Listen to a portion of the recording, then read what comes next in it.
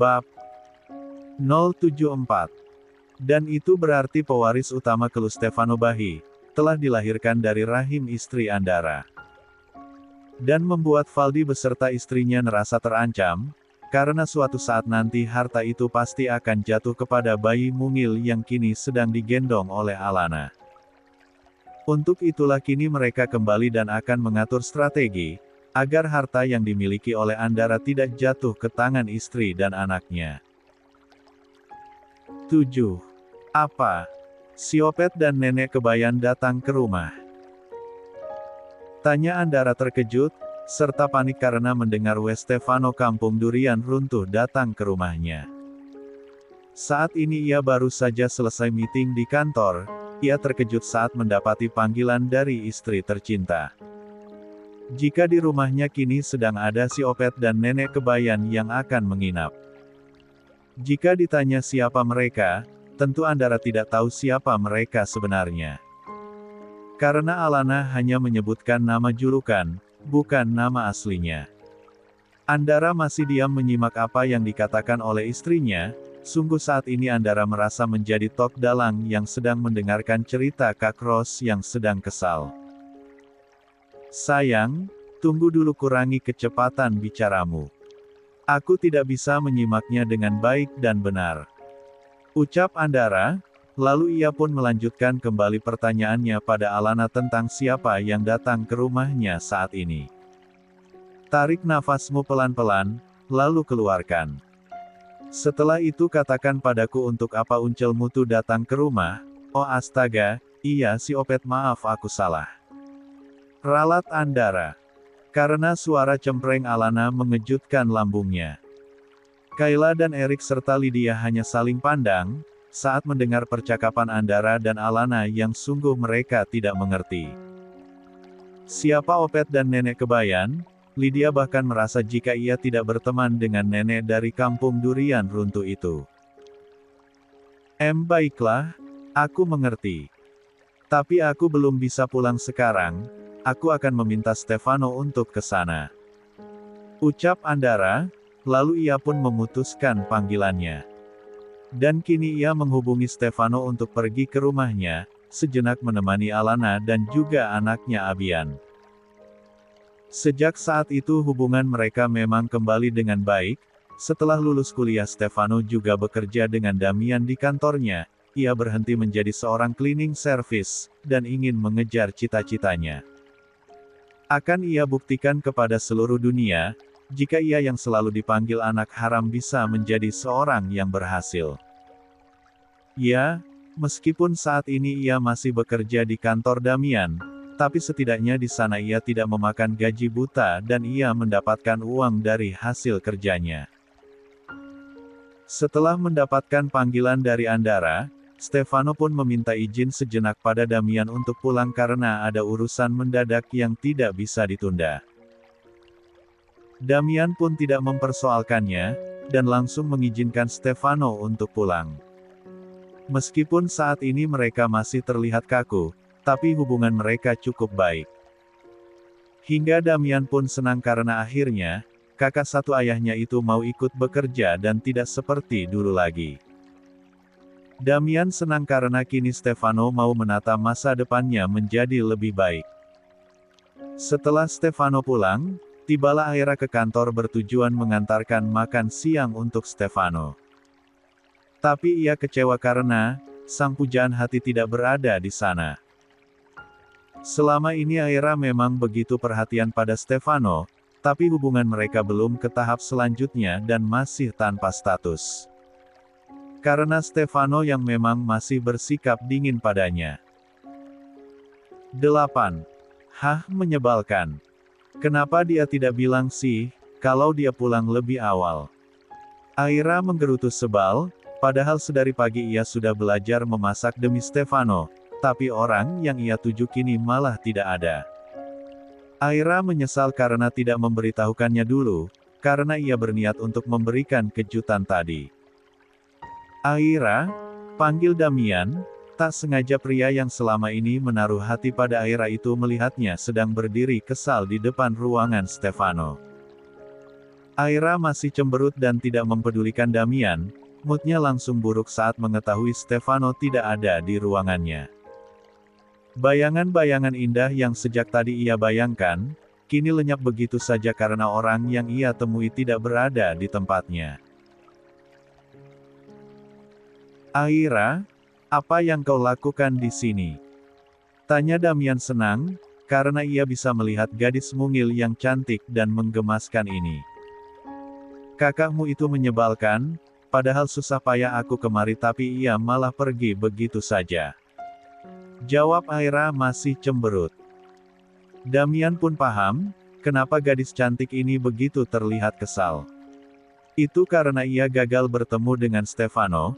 Damian pun tersenyum, selama ini ia mengira jika hubungan Aira dan Stefano hanyalah teman biasa. Mungkin saja Aira memang selalu merasa jika Stefano telah berjasa padanya, karena telah menyelamatkan Aira dari orang-orang jahat itu. Untuk itulah selama ini gadis cantik ini selalu berbuat baik kepada Stefano. "Dia ada urusan sebentar, tadi dia pamit padaku katanya ia akan pulang ke rumah kelu Stefano Bahi dulu," jawab Damian. Tanpa bertanya apa hubungan Stefano dengan kelu Stefano Bahi, Aira langsung saja dengan antusias menanyakan di mana alamat rumah itu. Karena ia ingin menyusul Stefano ke sana. "Kau tahu di mana Stefano sekarang?" tanyanya senang, seolah ada pelangi yang menyinari hatinya yang tadi terasa mendung. "Tentu saja, akan aku kirimkan padamu alamatnya," jawab Damian. Dan dengan senang hati Damian pun membantu Aira untuk menunjukkan di mana alamat rumah kelu Stefano Bahi itu berada. "Oh ya ampun, terima kasih ya," ucap Aira senang dan mencubit pipi Damian dengan gemas. Hingga pria kedua Deo itu pun tersipu malu. "Sama-sama," jawab Damian dengan senyum bahagia. Setelah mendapatkan alamat rumah itu, kini Aira pun pergi menuju tempat di mana sang pujaan hati itu berada. "Kau sangat menggemaskan." Sedangkan Stefano, kini ia baru saja sampai di rumah. Ia segera masuk dan mencari di mana ibu sambungnya. Sebelumnya Stefano juga membeli sebuah mainan baru untuk adiknya itu. Ya, bagi Stefano Abian adalah adiknya, ia merasa jauh lebih dekat dengan Abian ketimbang dengan Damian dan juga Delisa. Sebenarnya kalau saja bukan karena ia khawatir pada adik dan ibu sambungnya, Stefano malas untuk pulang ke rumah ini. Itu karena di sana ada Valdi dan juga Amara yang tengah berada di sana. Itu tadi karena Andara memberitahunya jika di rumah sedang ada paman dan bibinya, dan Alana merasa tidak nyaman dengan keberadaan mereka berdua. 9.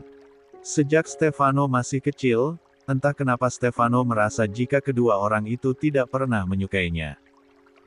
Tanpa Stefano tahu, jika sebenarnya mereka telah mengetahui status Stefano selama ini. Status Stefano yang ternyata bukan anak kandung dari Andara. Lihatlah, siapa ini yang datang," ucap Valdi pada Stefano. Pria itu kini sedang berjalan menuruni tangga. Baru masuk saja atmosfer rumah itu terasa berbeda bagi Stefano. Mungkin karena ia melihat paman angkat dari Andara itu. Stefano mencoba untuk bersikap seperti biasa, ia menghampiri Valdi bahkan Stefano pun mengulurkan tangannya untuk bersalaman dengan Valdi. Tapi manusia angkuh itu tak mau bersalaman dengan Stefano dan malah pura-pura menggaruk keningnya yang lebar itu. Menyebalkan. Stefano pun kembali menarik tangannya dan tidak mau bersikap baik lagi pada Valdi. Rupanya memang benar firasat Stefano jika pria ini memang tidak pernah menyukainya sedari dulu. "Aku sudah dengar tentang kau.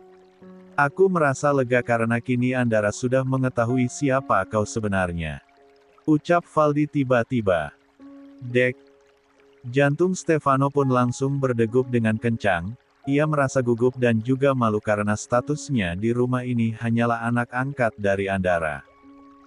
"Ya, Yang pria ini maksud adalah jika tentang statusnya. Memangnya apalagi, pikir Stefano. Akan tetapi, Stefano tidak boleh lemah karena pria di hadapannya ini adalah seorang pria yang senang menindas orang yang dianggap lebih lemah daripada dirinya.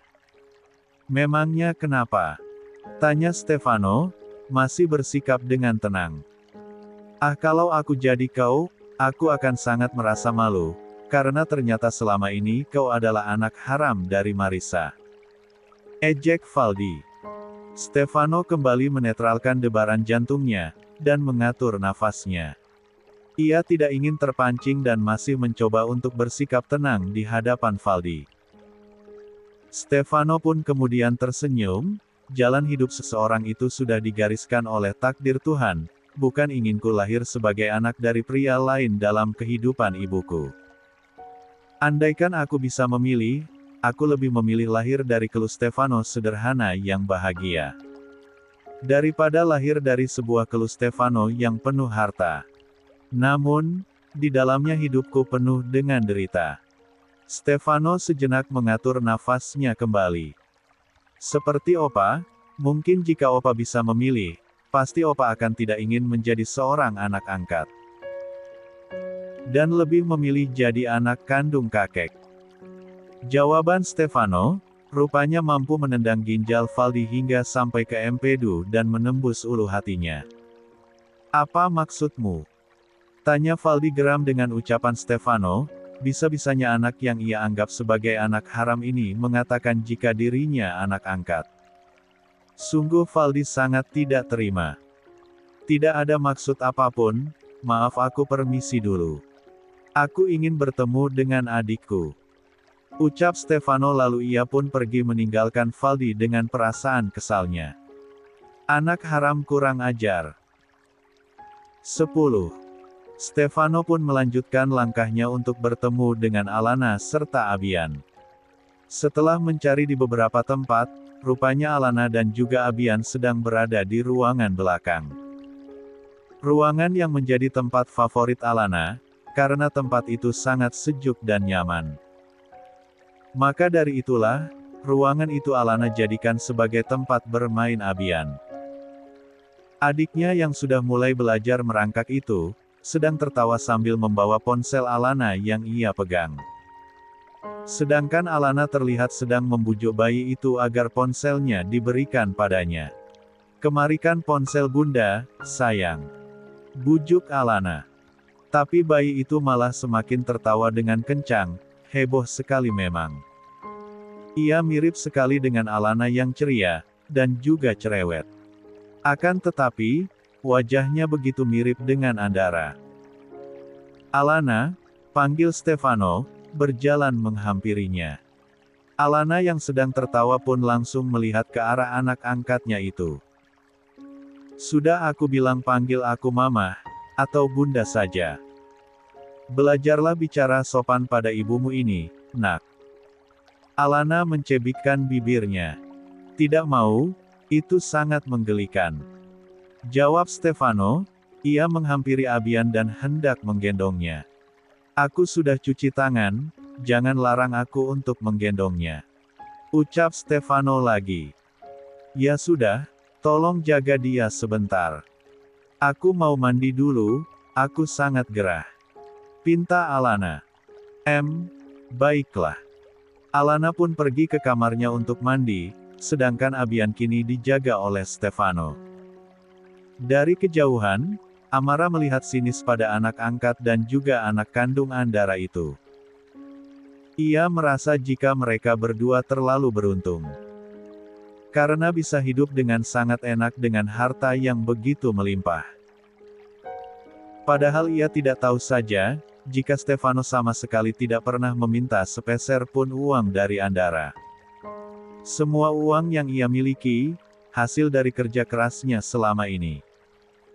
Meskipun tidak terlalu banyak, tapi uang itu lebih dari cukup untuk menghidupi dirinya juga neneknya. Begitulah pemikiran dari orang-orang serakah, karena mereka tidak akan pernah merasa cukup ataupun puas dengan apa yang mereka miliki. Hidupnya hanya didedikasikan untuk mencari sesuatu yang lebih dan selalu mengukur kebahagiaannya dengan melihat kebahagiaan orang lain. Apa yang kau lihat?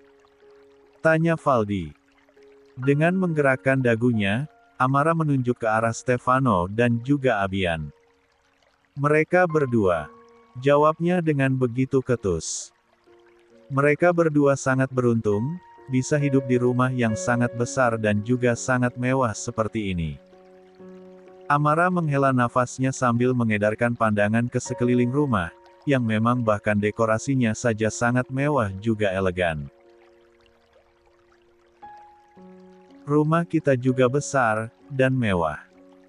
Ucap Valdi. Tapi tidak semewah ini, tetap saja rumah kita jauh lebih kecil. Jawab Anara. Setidaknya, rumah kita cukup untuk kau tinggal juga aku dan anak kita. Sudahlah, jangan masalahkan tentang rumah. Fokus kita adalah merebut perusahaan itu. Ucap Valdi. Amara pun akhirnya menganggukkan kepalanya, baiklah, tapi di mana anak kita sekarang? Tanya Amara. 11. Dia sedang mengurus rumah baru kita, karena kita akan menetap di sini. Sebenarnya aku lebih suka tinggal di rumah ini jauh lebih besar juga sangat nyaman. Dan juga, jika kita tinggal di sini bukankah itu akan memudahkan kita untuk memantau mereka semua? Tutur Amara. Kau pikir Andara mau menampung kita? Sejak dulu dia itu sangat sombong dan tidak pernah mau menerimaku sebagai bagian dari klu Stefano ini.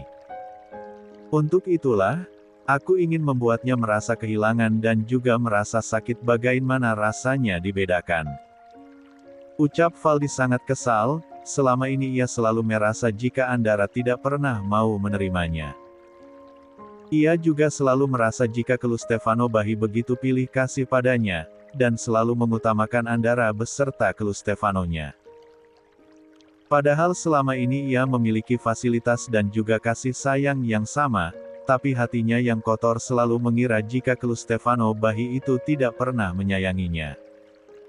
Dan hal yang paling menyakitkan bagi Valdi adalah, jika harta warisan itu jatuh ke tangan Andara. Bukanem padanya, padahal saat itu Andara masih begitu muda untuk mengelola seluruh aset perusahaan. Sedangkan dirinya, sudah lebih dari mampu untuk mengelola seluruh kekayaan Bahi.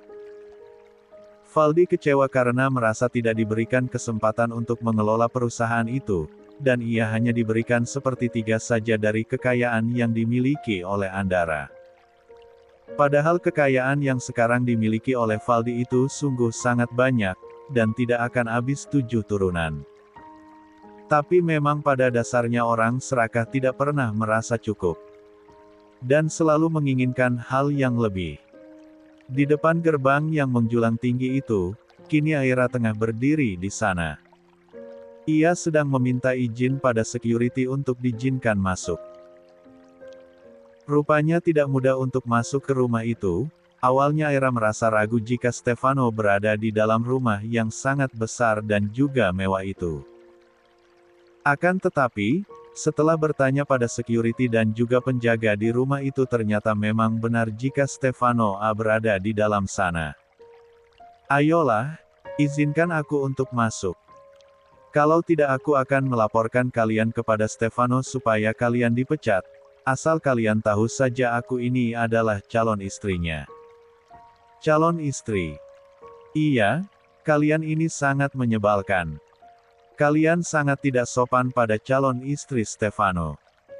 Para penjaga pun saling pandang, lalu dengan sedikit pertimbangan akhirnya Aira pun diizinkan untuk masuk. Dengan ditemani salah satu penjaga, Aira masuk ke dalam bangunan mewah itu. Ia lalu diminta untuk menunggu di ruang tamu terlebih dahulu, sementara pelayan sedang memanggil Stefano. Hei, kenapa kau masih di sini?